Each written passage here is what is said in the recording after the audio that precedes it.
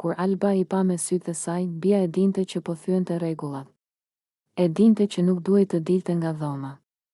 Vëllai i madh ja kishte thënë qartë, me zë të prerë, pa hapësirë për kundërshtim, qëndro brenda. Mos dil.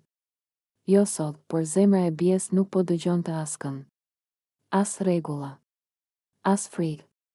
As arsye, dhoma ishte e errët, muret të ftohta, ajri i rënë. Çdo minutë aty brenda i dukej si dënim i padrejtë.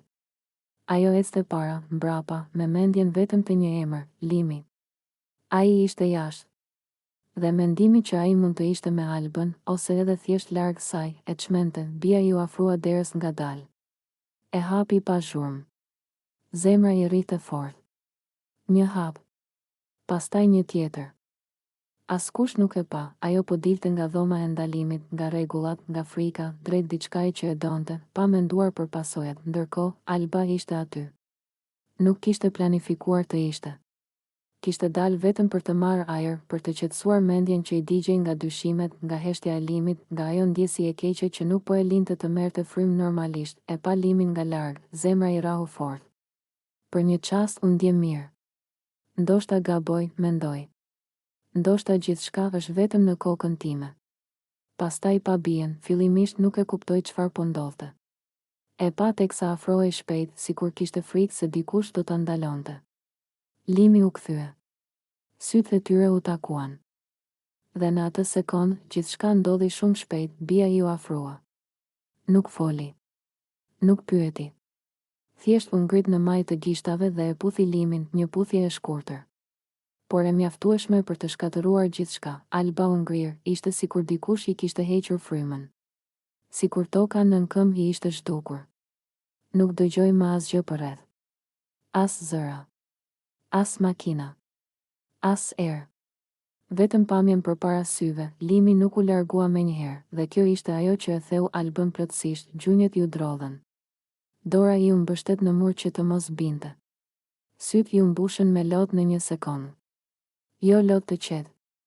Lot që vinin me dhimbje, me tradhti, me një zemër që po qahej nga brenda. Jo.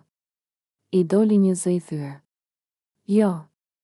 Jo, por askush nuk e dëgjoi, bia u largua me nxitim, sikur sapo ishte zgjuar nga një çmenduri.